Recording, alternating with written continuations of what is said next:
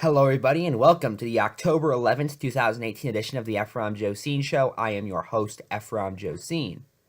Now, I've been accused on this show before of being smug and thinking I'm superior. Now, I want to clarify, I'm not smug and think I'm superior. I'm smug because I'm superior. However, I figured I should try and humble myself and bring myself down to the level of the people I talk about. And therefore, since we are talking about Ted Cruz tonight, I figured I'd do the most appropriate thing possible and just wear exactly what he is on my face. Now, give me a second. I have no clue how well you can hear me out of this. There's a little mouth flap here, so I assume okay.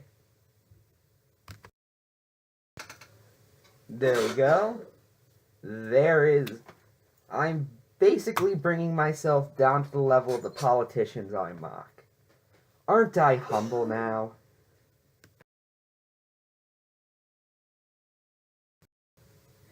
I mean, Ted Cruz is known for doing crazy things, but okay, what happened this time? This is from TYT Investigates. Cruz aide worked for dictator now on trial for crimes against humanity. Senator Ted Cruz's national security advisor, Ormai Sirin, who worked for the Ivory Coast government during its brutal 2010 crackdown on political opponents, also was, well, really good friend, as established, has been friends with Ted Cruz.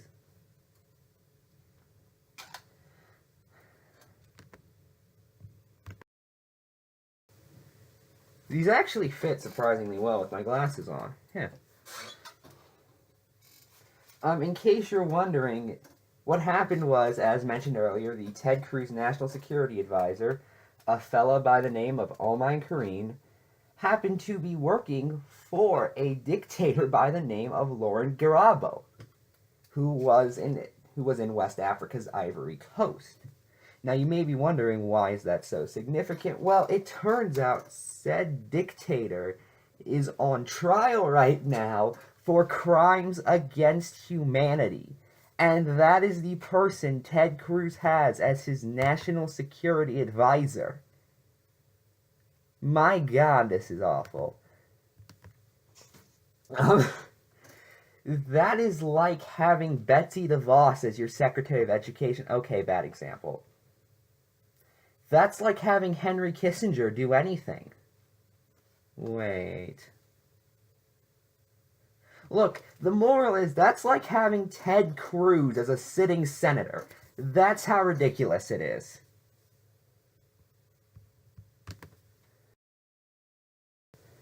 Now, in a sane world, the fact the man was on trial for crimes against humanity should be enough. However, we don't live in one, we live in an insane world. So here's exactly what the regime did.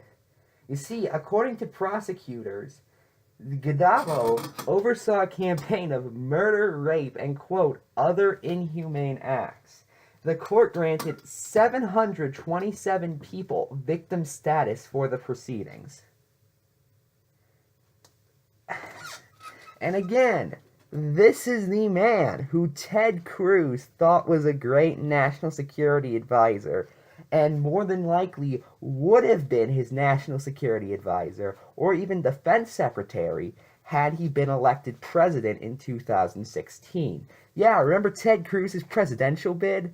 The one where his last campaign ad ended in a "to be continued," implying he's gonna run again? That's gonna be fun. I can already see the Ted Cruz 24 campaign ads. In the Senate, Ted Cruz was best friends with dictators. Well, actually, that's most American politicians. You see, Ted, you already got it all figured out. Although, may I just say, Ted Cruz, as we all know, loves freedom, especially when it's against those Muslims. I mean, he is the man who said we need to topple the Ayatollah during his presidential campaign. Now, mind you, he was a little bit more moderate on Assad, was more or less on the Obama administration's policy when it came to foreign issues. However, he was the man who has defended most American wars and occupations, and is a huge fan of Israel, and supports people who have committed crimes against humanity. This man is still a sitting senator. Anyway, let's take this off. And let's talk about Ben Shapiro, because he wrote a piece on climate change recently. To be more specific, the climate reports that have come out.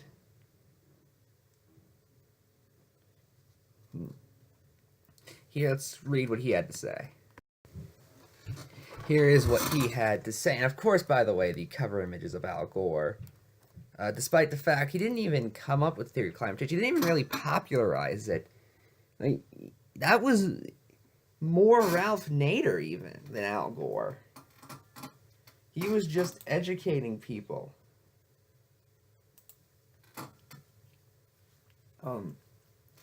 But okay, let's actually see what he has to say. Environmental doomsdayers are back again, trying to frighten America into radically altering the American economy. Oh, I thought we were trying to radically frighten Americans into altering the European economy. Good for that clarification. Supposedly to save the Earth. No, it's just to save the Earth.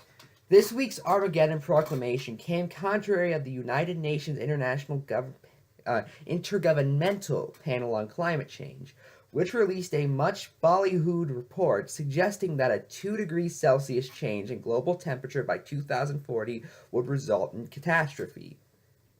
Yeah, we've known that since the 50s.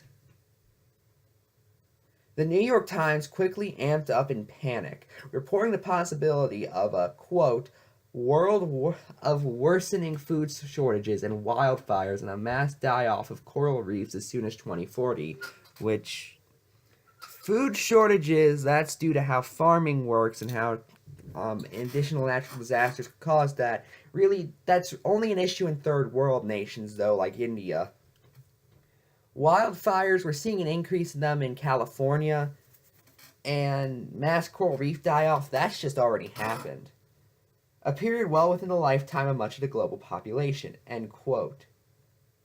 The report urges a 45% reduction in carbon emissions from 2010 levels by 2030 in order to prevent the imminent doom. According to the IPCC, quote, the report finds limiting global warming to 1.5 degrees Celsius would require rapid and far-reaching transition in land, energy, industry, building, transport, and cities, end quote. Some of these changes would include I noticed, by the way, notice how he doesn't quote these. He quotes everything else except this. Attempt to direct 5 to 10% of global capital revenue towards investment in public works projects, plus a $27,000 tax on each ton of carbon by 2100, equivalent to roughly $250 per gallon of tax on gasoline. Okay, that would cause some economic issues, don't get me wrong, but to save the plan, I think that's worth it. But this recommendation had socialists like Eric Hothus, who, of the University of Minnesota's Institute on Environment, cheering wildly for the downfall of the capitalist system. Okay. And what does that prove? This guy doesn't... Oh, wait, he does have a check mark. But... So what? Yeah, this guy is using it to come to a conclusion you disagree with. Climate change debunked.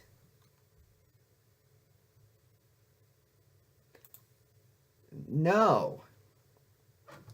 There are just a few problems with the reporting on the IPCC report. First off, the actual headline should have been that the IPCC had revised downward its estimate of impending doom since the IPCC's AR5 report in 2014. Yeah, because we have less of that lead at this point. there's this thing, Ben, I think you'd be interested in finding out. It's called linear time. And you see, when we're putting carbon dioxide in the... I'm done. According to the report itself, scientists agree that the, quote, remaining carbon budget of 1.5 degrees Celsius or 2 degrees Celsius would be larger than the estimate at the time of the AR5. Then there's the question of how much damage will actually be done. Oh god, he's doing this argument. While the report states with high confidence, it's a report, it's supposed to be confident, that more environmental damage will occur at 2 degrees Celsius than 1.5 degrees Celsius, the report is far less confident about the specific damage that will occur by 2040. Nice try, scientists. You're telling me bad things will happen, but you don't have the specific bad things. Wait, you do? And I just haven't bothered to look into them? Well, you haven't told me how much more would happen anyway. Maybe I like an extra hurricane or two. And the predicted damage isn't actually catastrophic. Yes, technically it wouldn't literally destroy the planet, I'll give you that. Species lost in coral reef bleaching are certainly bad things, but there's no actual prediction of mass death or hellfire. Let's reread those sentences. Species loss are certainly bad things, but there's no actual prediction of mass death. If we're losing species, that means species are dying. That's just how words work, Ben Shapiro, and you don't realize that. And that would screw a whole bunch of people over. Just Google how an ecosystem works, or even what a food chain is. Like, these are things you should have learned in 3rd grade. So here's the real question. Even if you believe that environmental consequences from climate change are worth worrying about, we have to determine when intervention is worse than non-intervention. After all, the IPCC is calling for radical revisions of the capitalist system. No, it isn't. Public infrastructure projects have existed since almost the beginning of U.S. history. Or at least since the beginning of the progressive era. Are you saying we aren't capitalist? And the other point, sin taxes have existed for centuries. One of the first things George Washington did when he became president was implement the whiskey tax, which was in itself a form of a sin tax. We've done things like this throughout all of human history. I don't always agree with them, but in the case of this, we just a fact. A system that has raised half the world's population from abject poverty in the last 3 decades. Okay, look. I get your best buddies with the ghost of Milton Friedman, but can we actually talk about the environment now? If you want to make the case that the free market is the best way to overcome climate change, make that case. I think you could actually make that case. I don't think it's been very compelling, but you could make it. Don't make the case, not even that it's not real, but that we can't do anything about it because that would require Marxism. One particular expert has made the life's work answering exactly that question. William Nordhaus of Yale. The political left celebrated Nordhaus this week as he won the Nobel Prize in Economics. They were particularly excited because Nordhaus' award seemed like a slap in the face to the Trump administration. But Nordhaus' work suggests that the IPCC's alarmism is simply wrong. Nordhaus is the father of the so-called DICE model, one of the models used by the Obama administration in determining regulatory strategy on global warming. But wait a minute, Ben, I thought you hated the Obama administration. Now all of a sudden the fact that it was used by the Obama administration means this man is credible, shouldn't he therefore be less credible as a result? But Nordhaus himself now argues, even though he was part of an administration Ben Shapiro didn't consider credible, that the optimal trajectory for climate would end with a 3.5 degrees Celsius increase in global temperature by 2100, not 1.5 degrees or even 2 degrees. Nordhaus argues that, I actually tried to Google this quote for the record, and I didn't actually need to because he puts it right there. The international target of climate change with a limit of 2 degrees Celsius appears to be unfeasible. What he is saying there is we have screwed up so much we can't hit what we originally thought the deadline was. A target of 2.5 degrees Celsius is technically feasible, but would require extreme and virtually universal global policy measure in the near future. So essentially, because this man says we can't get the best result, we just shouldn't do anything. I'd recommend Googling the sunk cost fallacy, Mr. Shapiro. I think you'd find that interesting.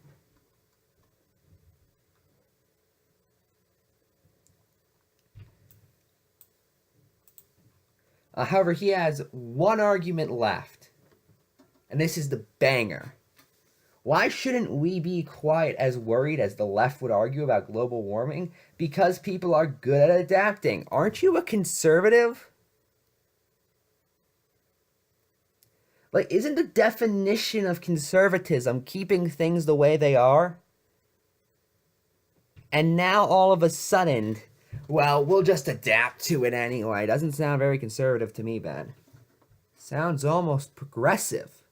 Like we should progress as a species. That change that we're talking about don't happen overnight. They happen over the course of decades. And that means that the impact is spread out over the course of decades, too. The problem is a lot of them is happening now. There was a study recently where scientists, or there was a situation recently where scientists were throwing out data in Antarctica and in the North Pole because it was so warm they thought it had to be an outlier. And then it kept happening, and no, it wasn't an outlier. It's just the world is heating up.